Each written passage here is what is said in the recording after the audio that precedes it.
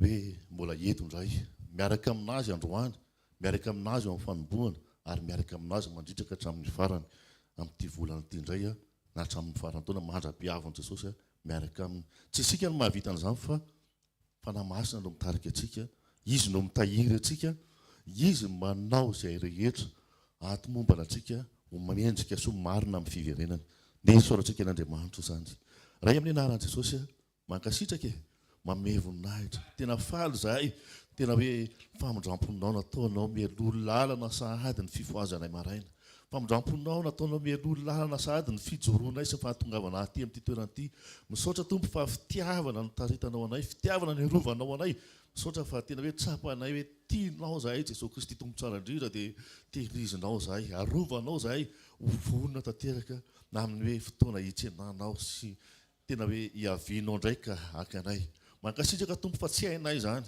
fa ianao fanahy masina miaraka aminay dia mitahiry anay amin'izany fahamarinana zany Tompo tsy misy zavatra ilainay tsy misy zavatra hoe tena hoe andrasanay tsy misy zavatra tena hoe mety aminay afa-tsy izany fitahirizanao anay zany mankasitraka Jesosy mankasitraka satria tena mety aminay dia hoe ianao no tena mihevitra ny aminay fa ianao no mahatanteraka ny zavatra rehetra Tompo ao anatin'ity fotoana ity za Jesosy tsy mahana na inona ho an'ireto olo reto za Jesosy tsy mahana anjara tsy mahana hoe inona kory ho zaraina amin'ireto olo reto fa ianao no ilain'ny olona Jesosy dia ianao no azo ny tsirairay avy ahitanao ny tsirairay avy ho velona ao anatin'ny tsirairay avy ny fahavelomanao Jesosy Kristy Tompo tsara indrindra dia hita ny tsirairay avy hita ny manodidina anazy hita ny ankorana hita ny fianakaviana fa Jesosy velona mandehandeha ao anatin'izy ireo amin'ny anaran'i Jesosy amen afaka mahazo toerantsika Tompo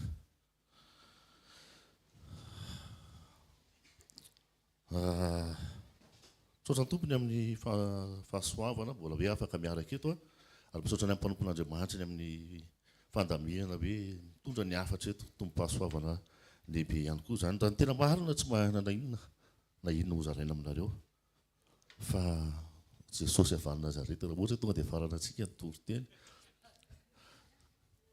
raha ohatra hoe mahazo an'izay antsika dia efa tonga dia izay ny zava-dehibe indrindra araka ny tenenina teo hoe aleoko lavitra manana contrat ampiasa hoe ny contrat anao zany 1,5 million dia aloha ny karamany dia ty nga mbola misy prime 500 000 dia ty mbola misy bonus 2,5 million afa-po be le olona miala eo ary hitanao hoe faly izy fa ilay mizara tenin'Andriamanitra ohatr'izao ahoana re zany le mizara tenin'Andriamanitra zany tena jerevana ianao hoe tena hoe voalohany tena hoe mety amin'ilay olona ve le zavatra zaraina tena avy amin'ny Jesosy ve le zavatra zaraina dia tonga velona ao anatin'ny olona raha le mizara vola mantsy tonga dia iny le olona fa hitanao izy miditra restaurant mandeha ana sy ny karazany dia efa hoe afa-po izy satria efa mihoatra lavitra fa rehefa mijoro ety tena izay hoe mitahoatra siovotra angambany tsy fantatra hoe manompo mitahoatra siovotra fa hoe inona ny atanty ary ny tena misaotra an'Andriamanitra tsika fa eto tsy tena mpanompon'Andriamanitra mitarika izao asa fanompoana izao tsy mampianatra antsika hoe hiandry ny atantin'ny olona fa mampianatra antsika hoe zarao fotsiny Jesosy avy any Nazareta fa tsy tapirintsika no nitoritena zany aleloia tonga dia omena angamba ny lohateny amin'izao fitariana izao ten'Andriamanitra manao hoe tsy hoe tena lohateny dia manao hoe vahaolana ny mangina vahaolana ny fitiavana vahaolana ny famelan-keloka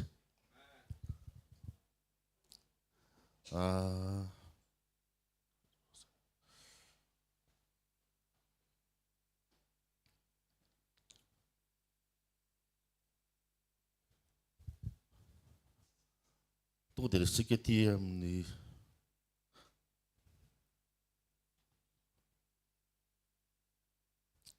amin'izao vanim-potoana izao dia hitantsika ny zava-misy tsy eto amin'ny firenena ihany fa manerana an'izao tontolo izao fa betsaka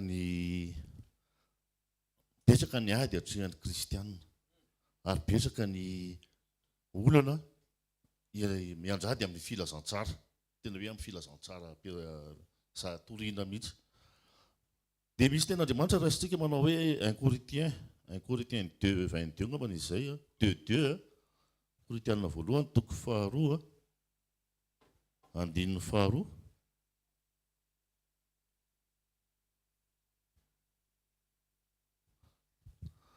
Ny anarana Jesosy vakikitrika manao hoe faninitsy ahafantatra zavatra hafa teo aminareo aho afa-tsy Jesosy Kristy.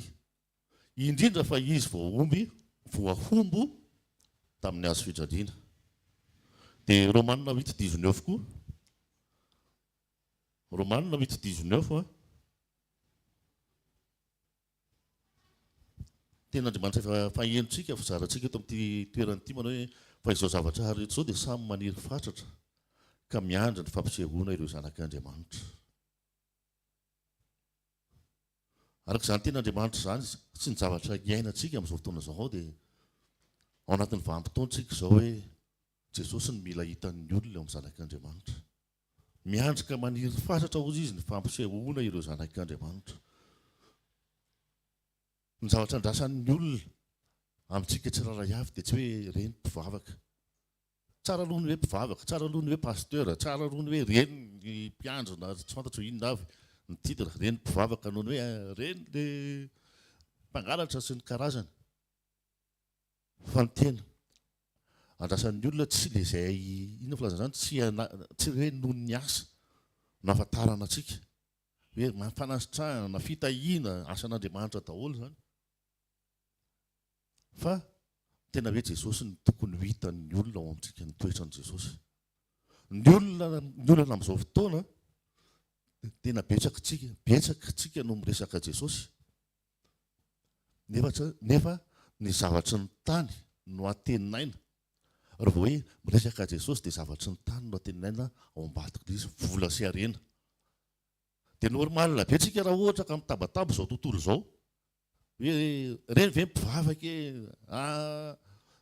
io fivavahana io olona tsy mitondra ninina io hoe satria maninona matetika ny fahafantarany lasa mitovy objectif amin'ny olona izao tontolo izao tsika satria ny zavatry ny tany no anatenaintsika n'Andriamanitra dia normal be raha miteny ny olona izao tontolo izao hoe tsisy ilavana ny fivavahana io satria ny zavatra ampianarina sy zaraina sy ny resadresahana sy ny karazany ary indraindray ny motivation hivavahana mihitsy dia hoe ny arenana izao tontolo izao dia normal be manakolazaina be satria miditra ny anaty domaine antsika miditra ny anatin'ny domaine antsika hoe tena hoe zay ny zavatra andrasana.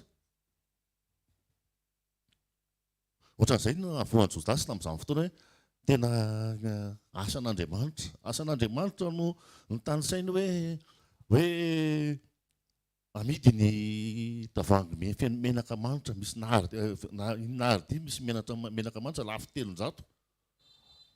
Ka iny tena kajany ao ambadik'ilay izy mba mety misy 30 tonga ny aminazy ny 10% an'ilay izy.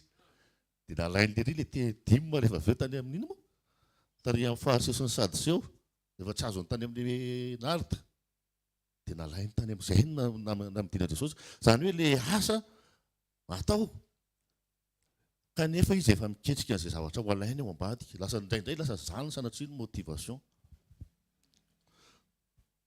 Izay ny hitantsika ao amin'ny Jaona 12:17 misy an'izay tantara izay. Ny tena hoe ara-baka teny tsisy diso ny tenin'Andriamanitra. Fa hoe izao ilay zavatra niseho mitondra moa ilay vehivavy mitondra ilay menaka dia naosony teo amin'ny tongotr'i Jesosy dia Jodasy ny teny hoe lafo 300 sy ny kahaniny iny. Dia ka izy ity hozy izy ny tenin'Andriamanitra aoriana kelin'izay ao mpangalatra satria izay no tena natao anatiny. Ohatr'izany koa ny avoan'ny Jesosy tamin'izany fotoana ohatry ny mahazo antsika malagasy amin'izao fotoana izao. Nananteny izy an' Jesosy hoe hanafaka an-zareo tamin'ny zogan'ny Romanina hamerina ny fanjakan'i Davida tamin'izany tonga dia ilay fanjakana matanjaka be. Dia nefa Jesosy tsy nanao an'izay dia izay mahatonga anazy tsy nino an' Jesosy. Satria nanantena an' Jesosy hoe tena hoe tia ny Mesia, tia ny zanak'Andriamanitra, tena hoe ho afaka amin'izay tsika dia ilamina izao fiainana ety amin'izao afaka amin'ireo Romanina ireo tsika. Ka androina fa diso fanantenana izy. Jerevana ilay natenaina maty teo amin'ny hazo fijaliana. Tonga dia tsy izy iny. Satria izy tena nanantena mihitsy tena ho pouvoir tanteraka dia miverina ny fanjakan'ny romanina. Be da firifiry moa no miteny amin'izao fotoana izao raha eto Madagasikara. Fivavahana tsy mampandroso firenena fa tsy mbola izay nge aloha ny tena mission'ny kristianina. Tsy hoe ny ampandroso ny firenena aloha. Be da be no tena soloina sekoly ny fiangonany tahaka atony fa izao hoe ny tena marina nge efa nandalo teo daholo ny manam-pahaizana rehetra nitondra an'ity firenena ity. Misy nanam-pahaizana nianatra tany Etazonia tao. Efa nisy Alemanina mihitsy natao nitondra ny zavatra sasany. Amin'izao fotoana izao misy Israelianina mitondra ny zavatra sasany eto. Manam-pahaizana daholo. Nisy ny olona nianatra avy any Suisse ao anaty gouvernement avy any Frantsa sy ny karazana izay azo tononona. Fa mbola io ilay firenena. Izany hoe tsy mbola sekoly ilay tena vahaolana rehefa tena hiverenantsika ilay izy. Tsy any amin'ilay sekoly ny problème. Tsy ilay sekoly ny vahaolana ilain'ny firenena. Fa inona ny olana? Tena manam-pahaizana daholo izany tany saintsika rehetrarehetra izany hoe tena manama-doktora sy ny karazana. Fa izao manam-pahaizana tsy manam-pahamarinana. Manam-pahaizana tia tena sy ny karazana tsy fantatro izay azo ilazaina azy rehetrarehetra teo. Fa izao raha marina ny tena marina raha olona nanam-pahaizana manana Jesosy mijoro amin'ny fahamarinana. Izay fotsiny ilain'ity firenena ity dia tafatsangana. Fa dommage tsisy tafajoro amin'ny fahamarinana.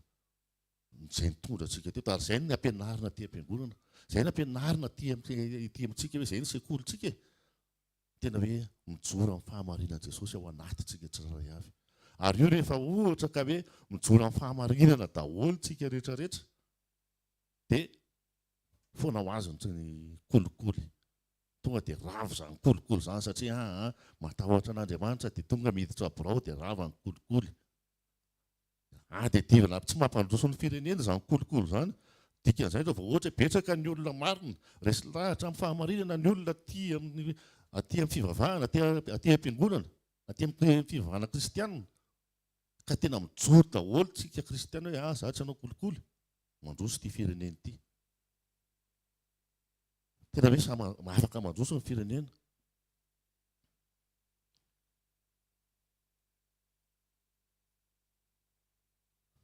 Dia ohatr'izay tsika Jesosy mihitsy no mety amintsika. Ahafahantsika koa mampandroso ny fiainantsika tsirairay avy. Ny zavatra misy amin'izao fotoana dia eo amin'ny samy ahoana fitena izany?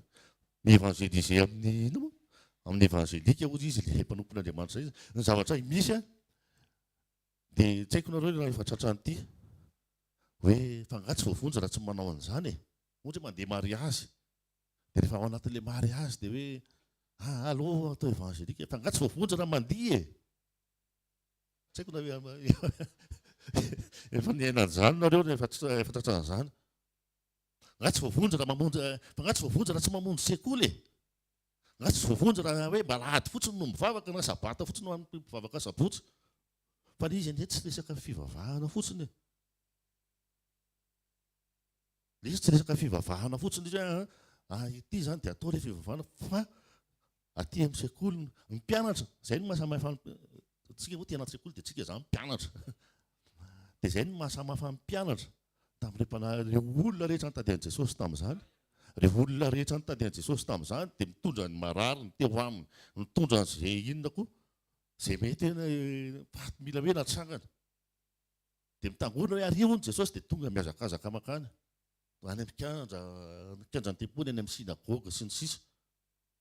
Dia entina daholo izay azo entina rehetra, izay problema vahana rehetra entina eo amin'i Jesosy fa afaka rehefa tonga eo. Fa ny mpianatra dia nanaraka an'i Jesosy natany amin'ny toerana tsisy ninina na tsisy sakafo ary. Eny an-dalana eny ny mpianatra dia bedy indraindray. Ireo olona be da be ireo ka nisy bedy. Tsisy voateny ireny olona be da be nanantsika teo ireny. Fa ny mpianatra misy fitenina izay rehefa ilay manao asa fanompoana dia hoe ny fantsika miasa ihany no voavelon'ny marotoa. Fa ny fantsika tsy miasa etsy matory etsy dia mipetraka eto. Fa ny fantsika miasa ihany no voavelon'ny marotoa eo ity. Ny fantsika miasa ihany no voavelon'ny marotoa. Dia ny mpianatra ny bedy, ny mpianatra ny voahitsy ny toetrany, ny mpianatra no inona koa mahazo an'izay teny hoe tena hoe anevoako ianao ry satana sy ny karazany. Mavesatra izany. Mavesatra izany. Fa ny tsy olona be da be, le olona mitondra marary sitrana, na le olona sitrana mihitsy tsy nahazo an'izany. Dia nefa izay le mahafinaritra izay. Izay le mahafinaritra izay hoe Jesosy mihitsy manitsy anao, Jesosy mihitsy manamboatra anao. Amen. Tsy haiko hoe mety amintsika ve izany hoe tena hoe iny Jesosy fa tena manamboatra. Ilay izy izany tena marina tsy kestiona famonjena. Tsy voavonjy izay tsy kestiona famonjena fotsiny no ahatongavantsika eto. Efa ampy anahy fa za voavonjy. Fa le fitiavana miaina miaraka amin'ny Jesosy mihitsy ny tena ilaitsika. Izay ny tena hoe ilaitsika miaraka amin'ny Jesosy isan'andro isan'andro. Rehefa mioty varim-bazaha Jesosy hoe izy izany no hanina manta dia efa ndao e. Rehefa ohatra hoe misedra rivo-dranomasina sy ny safotofoton'ondry eny dia ndao e. Zay. Fa rehefa misy Jesosy ao anatin'iny milamina. Amen. Io zany miaraka amin'ny ohatra hoe resaka famelan-keloka ao anatin'ny famelan-keloka dia sy avelako ny elony fa za tsy te hahita anazy intsony. Avelako ny elony fa za tsy te hiaraka aminazy intsony. Fa ilay izy nefa ny tenin'Andriamanitra manao hoe tena hoe mila vita fihavahana amin'ny olona rehetrarehetra isika. Marina amin'ny filanjana ny hazo fijaliana isan'andro isika. Ny hazo fijaliana dia efa naveriko teto misy taona hoe ny hazo fijaliana dia mihavana amin'Andriamanitra aloha amin'ny alalan'i Jesosy ary fihavanana amin'ny olona rehetrarehetra. Ny toetra dia mampihavana antsika amin'ny olona rehetrarehetra. Plus que tsara toetra ianao vitsy izany olona manana ady aminao izany mba tsy tenenana hoe tsy misy. Amen. Ianao izany karazan'ny olona ilay tena hoe tsy manana ady amin'iza n'iza. Tsisy ressentiment raha misy ninninina. Raha misy zavatra mety mahantra aminao dia tsisy ressentiment io hoe tena hoe tena izao kosa ranganana sy ny karazany. Dia rehefa misy tranga vitsivitsy mahatonga an'izay ressentiment izay. Ino moa izany tena mahateny an'izany ressentiment? Fahatsapana dia ohatran'ny hoe misaina zavatra hafa ho an'ilay olona rehefa avy eo. Ohatrohatr'izay ngambana. Dia misy mahatonga folodika, fankahalana sy ny karazany. Misy tranga vitsivitsy reto ianarantsika. Abandon, rejet, trahison, injustice, humiliation. Raha misy zavatra tena tsy zakan'ny olona ka manimba anazy dia ireo zavatra isany tsy hoe ireo fotsiny fa isan'ireo zavatra dimy ireo. Abandon,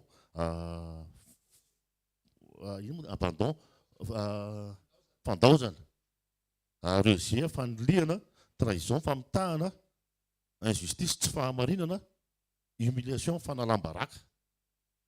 Problème lehibe ireo noho ny tsy fisim-bola. Tena olana ireo raha oharina amin'ny tsy fisim-bola. Ny tsy fisim-bola dia voavary rehefa ohatra hoe iny misy olona manome vola. Fa izany abandon izany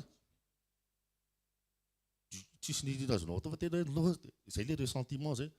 Raha izany nandao anahy tena sy ny karazany dia ino mitarika iny mandritra ny firon-jato taona raha vao tsisy Jesosy ao anatinao. Dia eny ianao vao mba hoe tsy hilaharitra na hatsiaro anahy tamin'izao. Dia problème tsy afaka iny raha vao tsisy Jesosy ao anatinao. Dia tsika jerevantsika voalohany hoe rejet faniliana. Jesosy dia tratran'ny rejet. D'habitude dia rehefa mitenitsika dia hoe efa nentin'i Jesosy daholo ny faniliana rehetrarehetra. Fa misy toetra naseho an'i Jesosy, misy toetra nampianarin'i Jesosy tao anatin'ny rejet natrehany. Jaona toko voalohany 9:1. Jaona toko voalohany 9:1 amin'ny anaran'i Jesosy hoe tonga tany amin'ny azy izy fa ny azy tsy nandray azy. Dia raisitsika koa Matthieu 21:42. Jehovah izao ka mahagaga io masontsika. Ny vato izay nilaviny mpanotrano dia tsy iza fa Jesosy. Jesosy ilay nilavina. Dia nisy fotoana Jesosy nitory tao tsy diso ity tenin'Andriamanitra ity ihany izay. nitory tao an-tanànany dia nateny izy hoe tsisy mpaminany io mahatonga hoe mpaminany tsy masina taniny tonga dia ataontsika mahitsy amin'ny fitenitsika hoe mpaminany tsy masina tany satria fantatry ny olona hoe tsy zanak'i Josefa vany ity tsy mpandrafitra vany dadany sy ny karazany dia ozy izy hoe tsy nanao asa lehibe teo izy zay le reje niaran'i Jesosy zany apahany fotsiny rehefa be da be ny reje niarany ohatran'izay inona mety hoe reje mahazo anao any amin'ny toeram-piasana ohatra hoe mampiditra dosie anao ohatran'io zany Jesosy zao niasa teo aminazy dia niteny misy le tenin'Andriamanitra ny ambany any hoe tsy nanao ninona teo firy satria tsy dia nino ny olona dia tsy zary izy fa niasa teo tsy voaray tamin'ny asa zany Jesosy teo tao an-tanànany reje zany dia tsika matetika rehefa tsy hoe matetika sanatria tsy tonontsika tsy matetika tsy marina amintsika zany fa tsika rehefa hoe manolotra demandy dia indraindray tratra le hoe indraindray mety fa tsy matetika indraindray tratra ny hoe tsy voaray ianao dia iny tsika matra hoe fa maninona ary any tsy voaray eo tsika mieritreritra hoe fa maninona ary any no tsy nety tamin'ilay orinasa dia mandeha daholo hoe anefa za mba ohatr' zao ihany mandeha ny ressentiment isan-karazany iny le ressentiment iny dia mahatonga ratra any anaty any mahatonga ratra any anaty any dia raha vao tsisy Jesosy ianao teto ny zavatra nataon'i Jesosy dia miala fotsiny izy zay le teneniko teo vahaolana tsy voategna zany ny hoe miala fa vahaolana miala rehefa ohatra ka misy zavatra mirejeteanao le olona mirejeteanao le situation anankiray dia inona ny vahaolana miala na mangina na maneho fitiavana zay foana le zay zany ny zavatra no tenin'Andriamanitra tena tsy hoe tenin'Andriamanitra fa zay ny zavatra naseho an'i Jesosy foana tamin'izy niara amin'ireo zavatra rehetrarehetra ireo na izy niala na izy nangina na izy vao maika naneho fitiavana zay ny ampianaran'i Jesosy zay le toetra ny anaran'izay ahafahanao miatrika an'izany reje zany inona koa abandon koa raha eo nahoana dia nahafoy ahy ianao teo amin'ny hazo fidrana izy ny teny an'izay Andriamanitra ray mihitsy ny nahafoy anazy Andriamanitra ray mihitsy ny tena hoe satria teo izy moa le hoe tonga ota efa nizaraintsika teto foana zany fa tsy hoe Jesosy ny tsy tiany fa le hoe Jesosy tonga ota teo amin'ny hazo fijaliana dia ohatrany hoe nahafoin'Andriamanitra izy fa tao ambadik'izay inona sekret inona nahatonga an'i Jesosy afaka niaritra an'izay ka tsy ngongonina tamin'Andriamanitra tonga tany an-danitra hoe fa ahoana ry dadany dia ohatr'izao no natao normal be raha ohatra tsika no tonga dia hoe dada tena tsy mety kosa zay zao nisy zavatra nataoko tamin'ny zavatra nataon'ny zanako dia tsy afaka nanatrika an'ilay fotoana dia tsy afaka nanatrika an'ilay fotoana complet fa tapakandro maraina no tsy tratrako dia nitapakandro hariva tratrako dia nefa izy niteny za ve tsy mba ohatron'ny dada na sy ny karazana alizy dia marina ny tenenina kanefa za moa nalazava afaka fampiresako izay mianaka rehefa avy eo dia zao ny antony dia samy vita fa Jesosy tsy nanao an'izany tonga tany an-danitra Jesosy tsy nanao hoe dada raha eo fa maninona dia tena tamin'ny fotoana inge mafy indrindra tamiko e tsy nanao an'izay Jesosy tonga tany an-danitra fa nanome voninahitra ny ray foana izy amen dia ataontsika hiresaka amin'ny Paoly fa tsy hoe Jesosy io ma tsy be da be ny olona misaina an'izay foana hoe Jesosy nge olon'Andriamanitra dia normalina be zany e normalina be izy mahavita an'izany fa tia misy olona tena olombelona ary olombelona 100 isan-jato tsy Andriamanitra izy na kely ary Timoty faharotoko fahaefatra Timoty faharotoko fahaefatra andiny fahaenina ambin'ny folo vakina amin'ny anaran'i Jesosy manao hoe tamin'ny nandaharako voalohany hanalatsiny ny tenako dia tsy nisy nomba ahy fa nandao ahy avokoa izy rehetra kanefa ny tompo nitsangana teo anila andrasona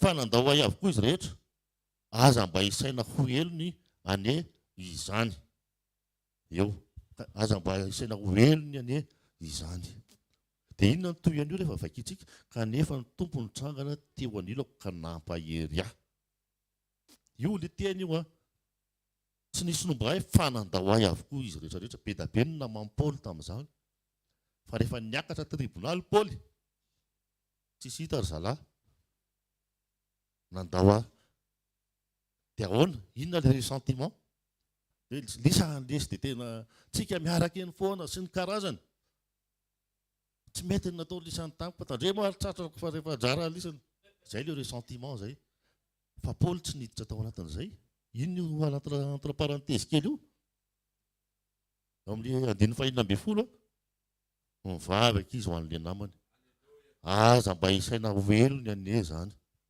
io aza mba isaina velony ane zany dia nanindona tonga Jesosy nanotrona anazy nisy fanotronana satria nanindona Jesosy ny aloha tena ny teo amin'ny hazo fijaliana mivoaka le toetra tokony hananantsika zany ao ambadiky ny abandon koa dia zay e tsarovy ambavaka Jesosy tsy afaka kay zareo fa mba tsy fantatra mety natenaina be izy hoe tena hoe tokony hoe izy mihitsy nampanantenana hoe tena hoe ho avy zay amin'io anotronanao manoloana ny adinao sy ny karazany kanefa izy tsy hitano ny avy eo dia ahoana ndao eto ambavaka izy aza sina sira mihitsy hoe tena anareo ny alefa fanany retoro zay dia izy zay dia ndaotsika hianatra avery koa na le teny kely teo teo tsy hoe tsy voavonjy ianao tsy hoe mitombony tsy hoe tsy voavonjy ianao fa le maneho toetrany Jesosy mihitsy zay le hoe Jesosy no mila hita ao aminao zay le tany amin'ny Korintianina le vakitsika voalohany teo tsy te hahafantatra zavatra ao aminareo ao izy afa-tsy Jesosy Kristy indrindra fa izy teo amin'ny hazo fijaliana izy nampiavana ny olona tamin'Andriamanitra ary nampiavana amin'ny olona samy olona marina ny fihavanana amin'ny olona samy olona rehefa vita ny fitsarana rehefa aveo ka raha ohatra hoe Paoly dia tonga dia lasa nanderera ke Paoly raha vao ohatra ka izy ny vomafy Paoly ny vomafy raha vao ohatra ka hoe tsy mivavaka ho an'ilay dia sa hiteniteny foana vitako rery ty rehefa tsy anao lisany daladala eo tsy vitanao rery zany io fa Jesosy nandefa an'ilay olona ary Jesosy no nitaizanao tao anatin'ny fotoana iny rehefa zay le zavatra zany pasteur andreo teo rehefa vao tery ianao dia mivoaka ilay toetra rehefa tery Paoly teo dia mivoaka ny toetra hoe mivavaka ho an'ny namany nataony dia rehefa fa ohatra ka hoe satria izy teo vita io dia tsy hoe satria le fitoriana voalohany niaran'ny Paoly io fa hoe vita io moa zany dia tonga dia nitateraka tany izy dia zay zavatra hafa angamba tsy fantatro fa mivoaka izy rehefa aveo tsy maintsy mila ny namany izy dia mbola tsara fihavanana tamin'ny namany izy fa raha io be fo be dia tonga dia tsy te hiaona amin'ny namany intsony izy vao mivoaka avy tany amin'izay nalehany tany tsy te hiaona tamin'izy anizy intsony izy dia izy mivoy eo any anatin'ilay fo maratra ilay fo blessure émotionnelle sy blessure intérieure izy zany tsy ilay blessure hitanao hoe maratra ety ivelany ety fa maratra ilay fo ao anaty ao fa inona nahafaka amin'ny Paoly tao anatin'ilay izy izy tsy vitany hoe efa nentin'i Jesosy efa nentin'i Jesosy fa mampianatra Jesosy hoe mba tsy hampandratrana any anatinao any dia tsarovy ambavaka ireo namanao ireo aneho fitiavan'ireo namanao zay ozana zay mba nahatenainao nefa tsy hita tampoka tamin'ny androny amin'ny fotoana tena ilavanao anazy tsy hita tampoka ilay olona dia tsarovy ambavaka izy fa mba mety nisy nanahirana azy zay fitiavana zany rehetrarehetra zany zay le hoe vahaolana ny fitiavana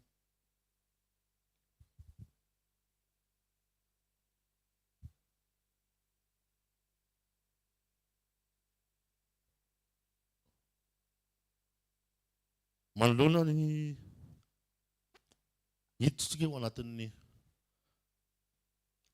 injustice misy mpianatra anankiray ihany koa tsy resaka Jesosy mihitsy tsy resaka Jesosy kely hotsika mba hialana ny hoe Jesosy mahavita an'izany fa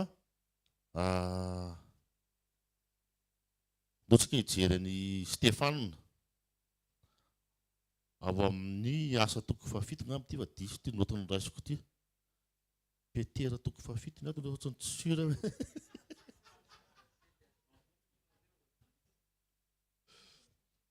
asa toko fafito ty ia asan'ny apôstôly toko fafito raisitsika ny andininy fa enina amin'ny dimapolo fa dimy amin'ny dimapolo menao Jesosy manao hoe fa feno fanamasina dia nibandrana ny lanitra ka nahita ny voninahitr'Andriamanitra sy Jesosy nitsangana teo ankavanan'Andriamanitra. Ary ny olona niantso tamin'ny feo mahery dia nanao hoe indro hitako hitako ny lanitra misokatra ary zanak'olona mitsangana eo ankavanan'Andriamanitra. Andiny fa 7:50. Ary ny olona niantso tamin'ny feo mahery sady nanetsy tadiny ka indro nirodina taminy sady nandroaka azy hoe nivelan'ny tanàna ka nitora-bato azy. Ary ireo vavolombelona dia nametraka ny fitafiany teo anilany tongotry ny zatovo anankiray atao hoe Saoly. Ary ny olona nitora-bato an'i Stefanina izay niantso hoe ry Jesosy Tompo raisy ny fanahiko. Dia nandohalika izy ka niantso tamin'ny feo mahery hoe Tompo aza atao velona anie izao ota izao. Ary efa nilaza izany izy dia nody mandry. Eo andinin'ny 50 io no mivoaka ilay toetra ao anatin'ny ady mafy. Normalement Stefanina dia olona niaraka tamin'ny apôstôly rehetrarehetra ihany koa. Tokony ao anatin'ilay ekipa zany. Fa tao anatin'ny ady mafy dia navoakan'ny Stefanina ihany koa ilay toetran'i Jesosy teo. Azo atao velona anie izao. Dia inona zavatra niseho? Jesosy nitsangana teo ankavanan'Andriamanitra iray. Nitsangana. Io moa efa nizaray mipapa foana. Hoe tena hoe nampitsangana an' Jesosy ny karaktera. Izay ilay hoe karaktera mampitsangana an' Jesosy. Io izy io hitantsika io. Mampitsangana an' Jesosy fa afaka manasitrana anao ihany koa. Miaro anao tsy haratra ihany koa. Amen. Miaro anao tsy haratra ihany koa ny fanananao karaktera tena hoe toetra tahaka an' Jesosy. Satria efa nasiona Jesosy teo amin'ny hazofijaliana anie io e. Aza atao velona anie izao mahatsy an'ireo olona izay nandefona anazy. Satria tiany Jesosy. Tiany Jesosy daholo vonjena ny olona rehetrarehetra. Tsy hoe izay nanara-dia anazy ihany. Fa tena vahaolana teto ny fitiavany. Ny fitiavany izy moa. Fitiavany Stefanina dia nahatonga any Saoly resy lahatra hoe iotokotrana fa misy Jesosy. Nanomboka teo no nahitany Saoly Jesosy. Fa avy eo izy nahita Jesosy personnel mahitsy. Nahitany toetrany Jesosy zany nanomboka teo. Fa rehefa tena nahitany Jesosy personnel izy avy eo dia niovy. Dia niza mety mahitany Jesosy ao amin'ny toetranao. Mety mbola mitabataba izy aloha. Fa manana fanantenana fa mbola hitany Jesosy. Eo amin'ny Jesosy ireny olona ireny. Vahaolana lehibe mihitsy. Vahaolana lehibe. Zany hoe manana ny toetran'i Jesosy zany. Mivavaka ho azy. Izay nanina moa zany eto. Izay namono anao mihitsy. Ohatra nataon'i Jesosy mivavaka ho azy izay nandefina azy. Ary efa miverina izy dia niteny hoe raiso ny fanamasina. Na elokiza na velaka reo. No avelanareo. Dia voavely zany. Satria naninona? Reto bandy ilay mpianatra reto mbola miketrika hoe tena ahoana ny anaovantsika an'ireto raha angamba tsy mety nataon'ny reto Romana reto sy ny karazany. Fa tonga dia miverina Jesosy tsy izany ilay izy mamela eloka. Satria izaho ilay voavono ary efa namela eloka. Dia ilay izy tsy hoe tsy voavondry raha ohatra ka tsy mamela eloka. Fa ilay izay mihitsy ilay izy tsy miandry any an-danitra zany hoe fiainana misy mamela eloka dia milamina zany. Fa eto androany izao dia izao. Araka ny tenenin'ny pasteur Andriva teo hoe 30 sekondra aorianan'izao mahay mamela eloka daholo tsika satria tombony ho antsika ilay mahay mamela eloka. Ary io tena hoe famelan-keloka tena hoe tonga dia madio. Afaka miaraka an'izay moa loatra tohizako. Mihaino direkta izy angambany. Miaraka mihinana glasy rehefa avy eo. Tonga dia famelan-keloka ohatr'izay ilay izy.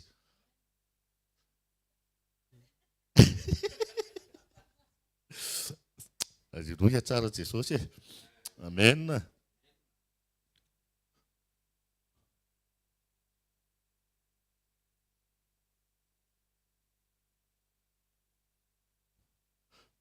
Ny ressentiment ay trahison kay mbola tsy trahison. Teo amin'ny trahison, oviana moa Jesosy no voafitaka. Navadika, mpamadika. Ahoana moa ny ataontsika rehefa ilay mandray fanasan'ny tompo? Korinthiana 5 moa izy iny. 1 Corinthiens 11.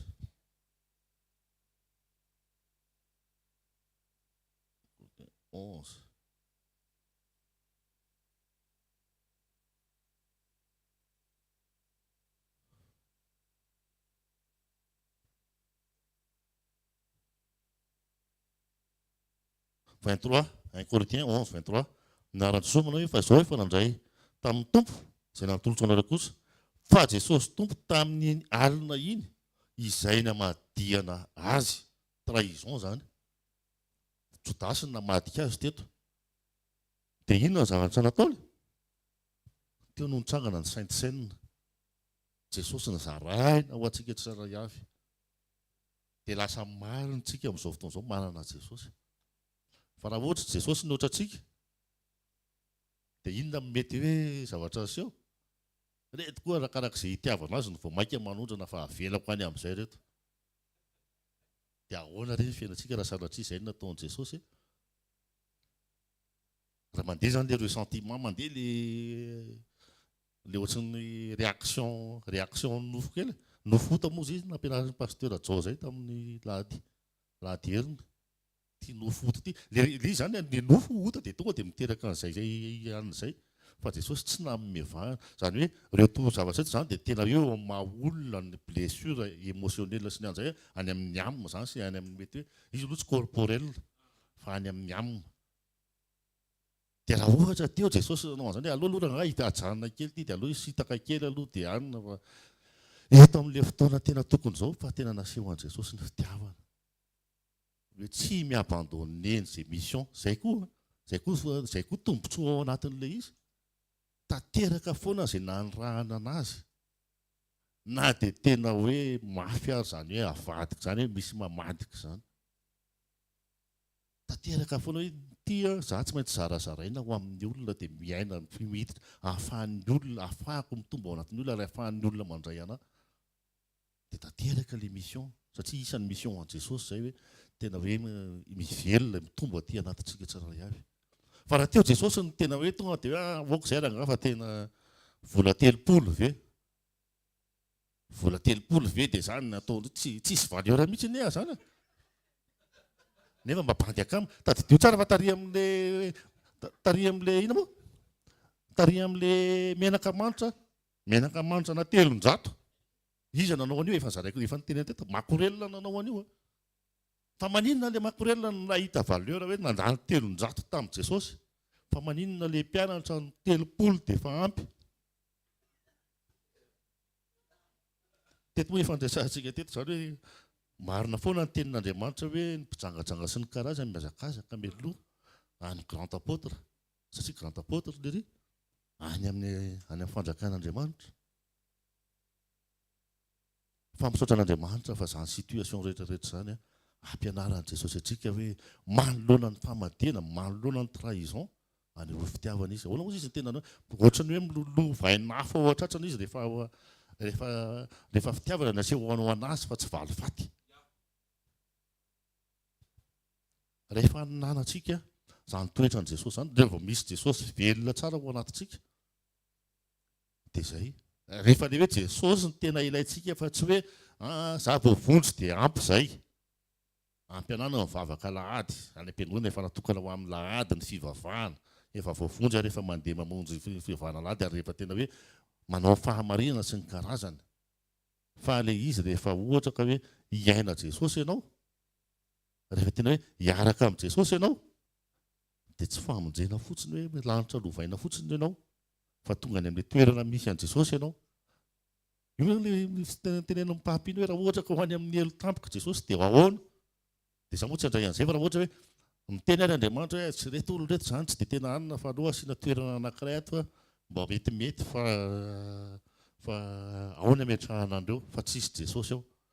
Dia ianao nefa afaka miteny foana hoe natao hoe ambonin'ny volamena na hoe na volamena ary hatramin'ny zavatra hohanina ny ao amin'ny toerana io fa tsisy Jesosy. Tsy mihazakazaka hoany ianao. Fa ny hazakazahana sy ny toerana mety amintsika tsirairay avy dia izy eo amin'i Jesosy ihany. Amen. Le réaction teo araka ny tenenina teo dia avy amin'ny nofo. Romanina 8:3 misy an'iny tenin'Andriamanitra hoe nofo ota izay. Dia eo ianao rehefa ohatra ka misy Jesosy, rehefa haintsika ireo toetran'i Jesosy ireo dia rehefa tonga saina zany tsika.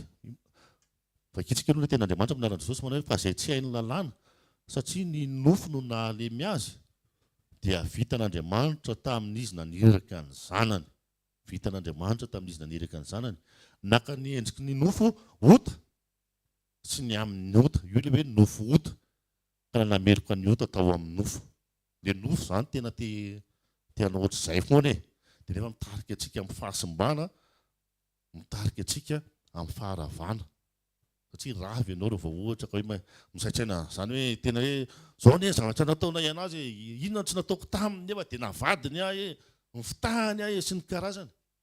Dia any anaty any tonga dia za mba efa olon-dehibe any fa tsisy fanajana anazy sy ny karazany. Aiza mibateo.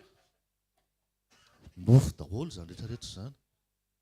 Fa andao ao anatin'ny zavatra ohatr'izany, zavatra mampanao ohatr'izany. Zay ngamba ny tokony izy a. Zavatra mampanao ohatr'izany. Dao inona avy ilay zavatra nianarana teo? Aneo fitiavana, tondram-bavaka, angina, amela heloka, zany rehetrarehetra zany. Araka ny teneniko teo hoe izy tsy hoe rehefa tonga any an-danitra vao ilaina zany. Fa tena eto ambony tany dia afaka mandeha miaraka mihinana glasy rehefa avy eo e. Tompony angeza ny afaka mandeha mihinana glasy miaraka zany rehefa avy eo nefa rehefa mivotovoto eo amin'ny fonao. Ianao lasa makany olona hafa lasa mihinana ry ananina ry. Iza ny maty antoka? Tsika ny maty antoka a. Surtout tsika olona tia zany.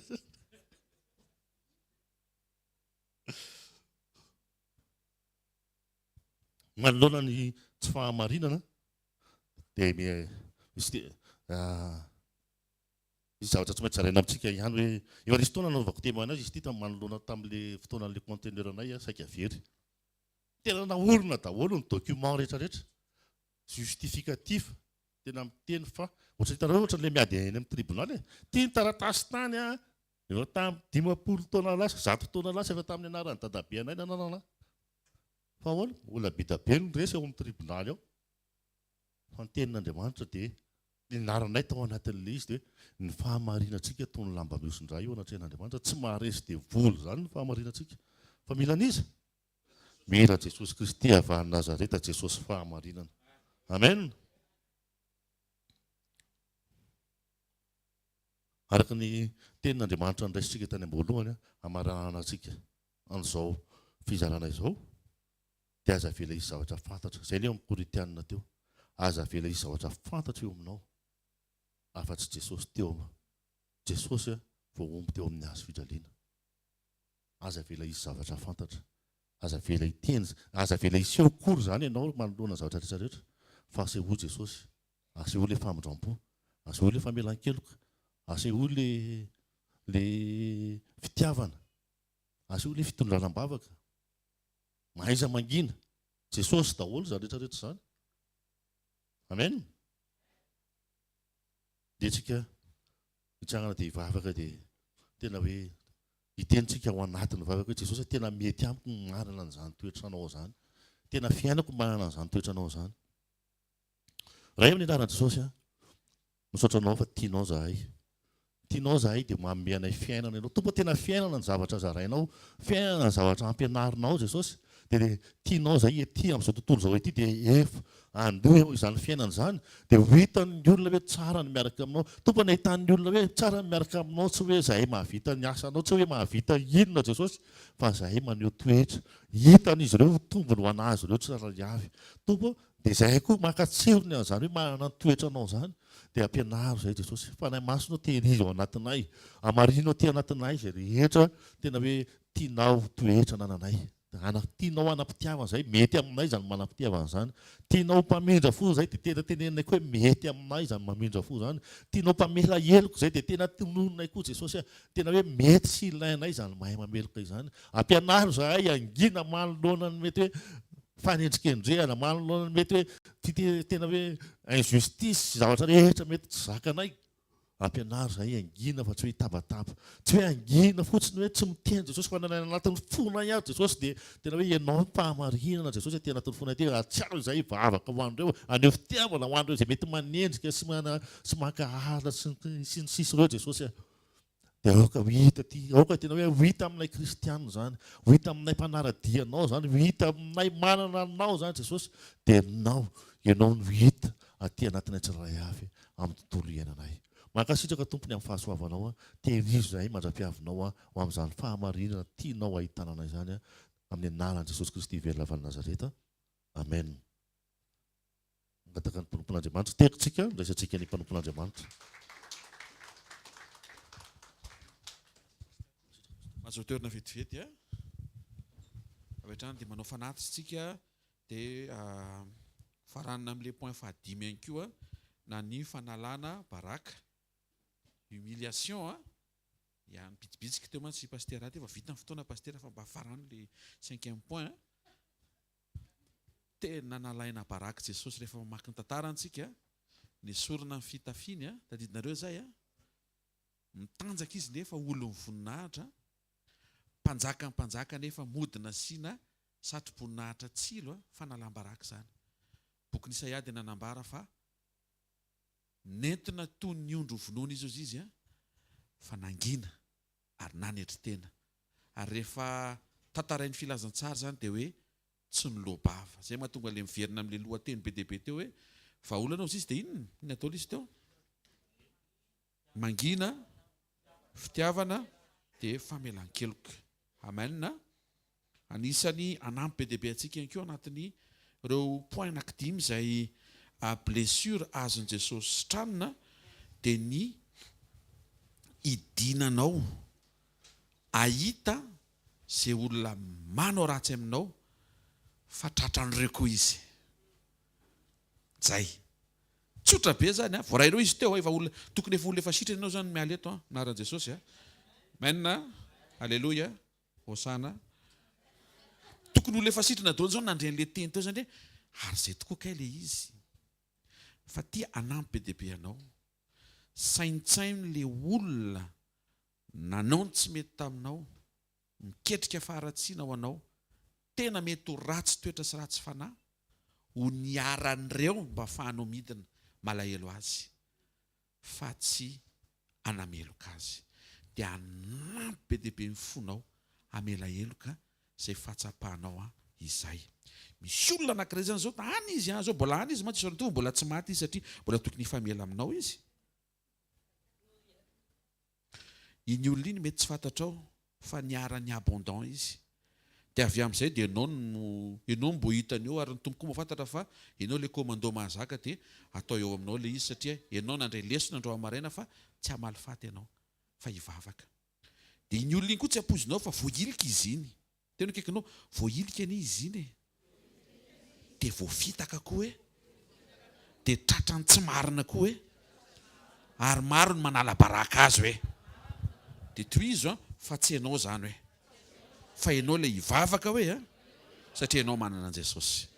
Manasanao hitsangana vaofantahanao dia mankasitrasy misaon'Andriamanitra ny amin'ny fotoana andro amaraina isan'izay nandre teny ianao, isan'izay nivangin'ny teny, isan'izay nomen'Andriamanitra hoe reto tandremo reto fa reto mampakivy ianao, reto mampaketraka, reto mampamaina zao reto ny solution tonga dia nomen'Andriamanitra izy mangataha amin'i Jesosy tompo ampio angina ty vavaka ty lasa mitabataba dia tsy solutionné le zavatra mitranga fa maika miampy le problème na ao an-trano na any am-pianarana na any am-piasana na ao amin'ny asa fanomponana izana izy dia maika miombo le izy ny fomba fiteny maika mianaka maika miparitaka le izy nefa tsy zay tadiavinao fa tianao hifarana mangataha amin'Andriamanitra tompo ampianarao mba hayanida ny vavako hayangina anamboatra ny foko anamboatra ny saiko miaraka amin'ny fanampianao mijery anao miaraka amin'ny rahanao manadio ampianarao aneo fitiavana hijoro am-pitiavana tsy mora manameloka ho mora malahelo zay rehetra mety nanao tsy mety eo amin'ny fiainako mba ho izany indray no mitomany malahelo azy fa ireo olona ireo hiaran'ireto zavatra reto ihany koa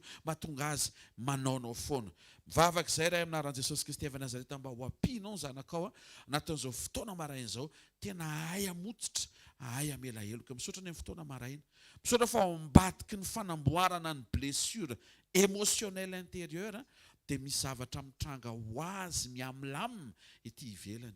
Satria raha maratra izay mandeha mikarakara taratasy dia lasa mandray atendro ny zavatra be dia be any amin'izay birao hidiranay, dia toy ny tsy mahita ny tananao izay. Fa rehefa mamela heloko izay andro amin'ny maraina, madio am-po, dia me mahita fa misy zavatra tsara afaka hitranga, ary na nitsikitsikinay avy amin'ny fahamarinan'ny teninao ato anatin'ny fo dia manokatra lalana ahitana ivoteo anatrehanao. Misaotra ny amin'ny tsiraray avy, mangataka hatrany Jesosy mba ho sitrana izay rehetra maratra am-po, maratra anaty, maratra avy amina situation tany amin'ny passé, na mety fandaozan'olona tiana na fahafatesan'olona tiana na misy zavatra be dia be mifamaofao, ao aminao ny solution, arenao ny solution. Tsy natao ho azon'ny passé sy ny lasa izay, natao hifantoka amin'ny androany araka ny tena petraka teny ambava-mpanomponao, fa ilay androany hamaritra mampolopolo taona ny rapitso. Tsaroviny tsiraray avy angeto mba tsy araka mivesatra, tsy araka amina zavatra negatif, fa voaray avy eto amin'ny fanatrehanao ny fahatsaranao, mianatra manahaka anao izay. Dia misaotra ray aminaran'i Jesosy Kristy Tompo. Amen. Ndao tsika to dia anao pratika eto ambavaka le olona, tonga dia le olona amin'izay aza velo ampiasainy faminaniana eto anonona ny anarany miangavy ianao fa mba tonga dia ataovy pratika ianao, fomba ataon'Andriamanitra anie zany, fanao anie zany. To dia votonina tsy hoe voataitra eo ianao, ianao le taitra mihitsy no ananina anao, fa to dia alefa azy Tompo, fa dia aza tonoina izy dia manaitra an'ilay olona ko akaikinao satria sao dia le akaikinao ihany fa tsy aleloa za mbola amboarina daholo zany. Fa tonga dia teo amin'ny Jesosy hijoro amin'ilay zavatra angatahanao, fa afaka ho an'ny le olona zany izay fa tsy hoe hoy ny anarany dia tena ho eto anatin'ny fonao fa ho hitanao fa na ianao ary mialeto na tsy ho tsofoko rano ho salama dia ho salama ho azy ianao, satria ny foravoravo mahasalama tsara. Afafontananao aofaofantananao miresaha amin'Andriamanitra hoe teo amin'Andriamanitra ny fonao.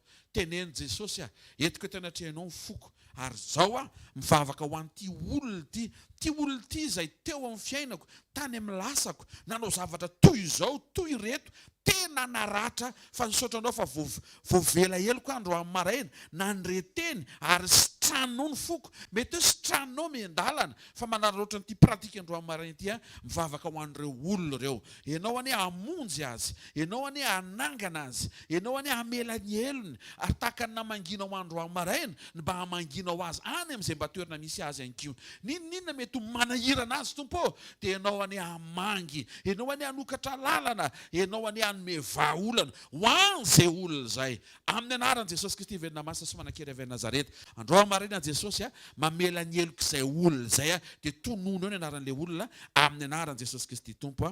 Amen. Tehaka mafy ho an'i Jesosy. Alleluia. Tehaka mafy tsara ho an'i Jesosy. Raha sy nitsodrano izay tonono amin'ny anaran'i Jesosy sa tanteraka eo ny fiainanao. Kosa satria navelan'i Jesosy ny heloko ao, dia mahita fa ho mpamela heloko ianao. Andeha amin'ny fahamarinana, anaraka an'Andriamanitra amin'ny fanetretena, ho tia famindrapo, ho be famindrapo, mpanan-karena famindrapo. Amin'ny anaran'i Jesosy Kristy Tompo tononona, sitrana miratra anaty ianao, ary tsy miverina intsony izany. Amin'ny anaran'i Jesosy mahita fa hifantoka ianao miaraka amin'ny Tompo manomboka androany, hifantoka amin'izay tokony ho ataonao androany, hamaritra ny rapitso feno voninahitra. Amin'ny anaran'i Jesosy mandehana herinandro tsara ty, satria miaraka amin'Andriamanitra tsara ianao, moa ianao koa mamoaka fahatsara-toetra. Tononoko amin'ny anaran'i Jesosy ny fahatanteran'ny tenin'ny Tompo amin'ny fiainanao, ary indro izao ombanao mandrakariva, mba ara-pahatonga ny fahataperan'izao tontolo izao. Mandehana, hatreo ny fiainanao, hatreo izay tokony ho atao, fa izay ho ataonao dia ho tanterahana ary ho lavorary amin'ny anaran'i Jesosy. Izay olana mety nentina teto amin'ny fanatrehan'Andriamanitra, mivaha zany. Ho amoraina izay rehetra mahakasika satria manaiky ianao hiaina fahatsaram-panahy sy fahatsara-toetra. Ny anaran'i Jesosy. Amen. Zareo ny fahasoavana, fa ny fahasoavan'Andriamanitra ny matoy izao ary ny fahasoavan'Andriamanitra ny matoy izao anareo. Amen. Teny Jesosy tsika, azadino sekolontsika, rapitso maraina toy izao.